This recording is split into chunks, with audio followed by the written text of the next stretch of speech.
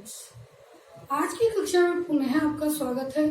आज हम गद्य खंड में पाठ 2 ममता के लेखक जयशंकर प्रसाद की जीवनी का अध्ययन करेंगे। आज हम किसकी जीवनी के विषय में जानेंगे? महाकवि जयशंकर प्रसाद की जीवनी के विषय में जानेंगे। हिंदी साहित्य को जयशंकर प्रसाद की उपलब्धि एक युगांतकारी घटना है। हिंदी साहित्य को जयशंकर प्रसाद की उपलब्धि एक युगांतकारी घटना है। ऐसा प्रतीत होता है कि जयशंकर प्रसाद हिंदी साहित्य की श्रीवृद्धि के लिए ही अवतरित हुए थे। हिंदी साहित्य का प्रत्येक पक्ष उनकी लेखनी से गौरवान्वित हो उठा। वे एक महान कवि, श्रेष्ठ नाटककार, कहानीकार, उपन्यासकार एवं निबंधकार के रूप में विशेष प्रसिद्ध हैं। हिंदी साहित्य सदैव उन्हें याद रखेगा। जयशंकर प्रसाद आधुनिक काल के, किस काल के? आधुनिक काल के छायावादी युग के जनक, छायावाद के प्रवर्तक कहे जाते हैं और प्रसाद युग, छायावादी युग को प्रसाद युग इनके श्रेष्ठ नाटकों की रचना करने के कारण जो है छायावादी युग को प्रसाद युग कहा जाने लगा।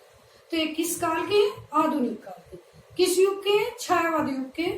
और छायावाद के प्रवर्तक, छायावाद क्या है कि जहाँ पर प्रकृति एवं ब्रह्म के प्रति रहस्य में सूक्ष्म भाव का अतिशय भावुकतापूर्ण प्रतीकात्मक रूप में चित्रण करना जो है छायावाद कहलाता है। अर्थात जहाँ पर आत्मा की छाया परमात्मा में और परमात्मा की छाया आत्मा में पड़ने लगती है, उसे हम छायावाद कहते हैं। तो छायावाद के प्रवर्तक किसे कहा जाता है? जयशंकर प्रसाद को। ये एक महान कवि, श्रेष्ठ नाटककार, उपन्यासकार, कहानीकार और निबंधकार के रूप में प्रसिद्ध है। हिंदी साहित्य ने हमेशा याद रखेगा इनकी उपलब्धियों के लिए। तो आइए इनके जीवन परिचय के बारे में जानते हैं। जयशंकर प्रसाद का जन्म सन 1890 ईस्वी में, कुछ किताबों में सन 1889 भी दिया गया है कि सन 1889 या 1890 में कुछ विद्वानों के अनुसार काशी में हुआ था। इनका जन्म स्थान क्या था? काशी। और इनका जन्म कब हुआ? सन 1890 में। इनके पिता का नाम बाबू देवी प्रसाद था। इनका जो परिवार था वो सुंगनी साहू नाम से प्रसिद्ध था। इनका परिवार किस नाम से प्रसिद्ध था? काशी में सुंगनी साहू नाम से प्रसिद्ध था। इनके यहाँ तंबाकू का व्यापार होता था। इनके जो दादा थे जयशंकर प्रसाद के, वे, उनका नाम शिवरतन साहू था। उनके यहाँ तंबाकू का व्यापार था और इनके भाई का नाम शंभुरतन था। बाल्यकाल में ही जो है इनके जो पिता थे बाबू देवी प्रसाद, उन्हें साहित्य से विशेष प्रेम था। अतः इनके ऊपर जो साहित्यिक वातावरण का प्रभाव जयशंकर प्रसाद पर भी पड़ा। बाल्यावस्था में जयशंकर प्रसाद जी ने अपने माता पिता के साथ अनेक तीर्थ स्थलों की यात्रा की और जब ये केवल 7वीं में ही पढ़ते थे तब ही इनके माता पिता की मृत्यु हो गई। और जब ये 17 वर्ष के थे और इनका जो पालन पोषण इसके माता पिता के बाद इनके भाई शंभुरतन साहू ने किया। उनकी भी मृत्यु, जब ये केवल 17 वर्ष के थे, दुर्भाग्य से उनकी भी मृत्यु हो गई। इसी प्रकार इनके 2 विवाह हुए थे और घर का सारा बोझ जयशंकर प्रसाद के कंधों पर आ पड़ा। इस कारण चिंता के कारण ये क्षय रोग से ग्रसित हो गए और 15 नवंबर सन 1937 ईस्वी में इनका निधन हो गया। कब हुआ इनका निधन? कि 15 नवंबर 1937 को इनका निधन हो गया। इस प्रकार कुछ विद्वानों के अनुसार केवल इनकी आयु 47 वर्ष थी और कुछ के अनुसार इनकी आयु 48 वर्ष थी। तो इनके जीवन परिचय के विषय में जाना। साहित्यिक परिचय, साहित्य की विशेष श्रीवृद्धि की है इन्होंने। ये कवि के रूप में, नाटककार के रूप में, उपन्यासकार, कहानीकार और निबंधकार के रूप में प्रसिद्ध है। इनकी रचनाएं काव्य के में कामायनी, आंसू, लहर, झरना, ये इनकी प्रसिद्ध काव्य रचनाएं है। कामायनी इनका विश्व प्रसिद्ध ग्रंथ है।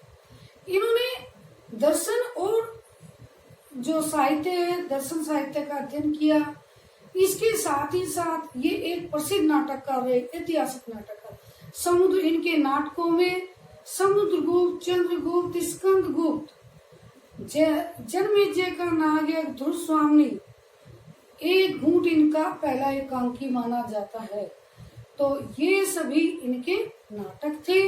नाटकों के कारण ही, श्रेष्ठ नाटकों की रचना करने के कारण छायावादी युग को प्रसाद युग कहा जाने लगा। इनकी कहानी इंद्रजाल, प्रतिध्वनि, इनकी कहानियों के संग्रह हैं। ममता, चित्र मंदिर, गुंडा आदि इनकी प्रसिद्ध कहानी। इनके 3 ही उपन्यास थे। उपन्यास में कंकाल, तितली और इरावती। इरावती इनका अपूर्ण उपन्यास है।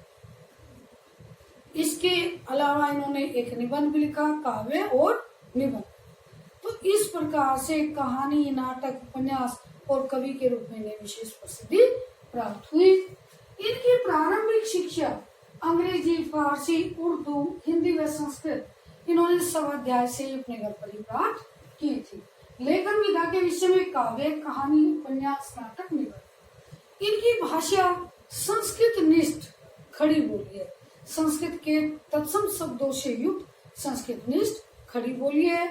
इनकी शैली में वर्णात्मक शैली, भावात्मक शैली, अलंकारिक शैली, गवेषणात्मक शैली, चित्रात्मक शैली, नाट्य शैली। इनकी वर्णात्मक शैली कहानी, उपन्यासों में घटना तथा परिस्थितियों का वर्णन करने के लिए इन्होंने वर्णात्मक शैली का प्रयोग किया। भावात्मक शैली, कवि होने के कारण प्रसाद जी के गद्य में काव्यात्मकता का गुण दिखाई देता है कि इतने श्रेष्ठ कवि थे, इनके गद्य में काव्यात्मकता दिखाई देती है और भावुकता इनके प्रत्येक रचना में दिखाई देती है। तो इन्होंने भावात्मक शैली का प्रयोग किया। अलंकारिक शैली, प्रसाद जी कवि रूप गद्य में अलंकारों का प्रयोग करके सामने आया है कि ये कितने श्रेष्ठ कवि थे। गवेषणात्मक शैली, नवीन तथ्यों का उद्घाटन करने में इस शैली का प्रयोग किया है। चित्रात्मक शैली, प्रकृति का चित्रात्मक वर्णन करके इन्होंने उसमें चित्रात्मक शैली का प्रयोग किया। नाट्य शैली इनके उपन्यासों, कहानियों व नाटकों में मिलती है। ये हिंदी साहित्य इन्हें हमेशा याद करेगा।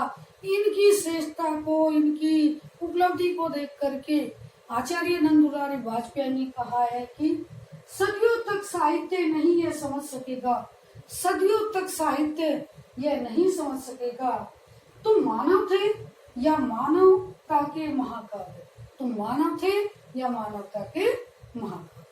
तो आज हमने जयशंकर प्रसाद जी के जीवनी के विषय में जाना। आगे के वीडियो में हम इसके पाठ का अध्ययन करेंगे। धन्यवाद।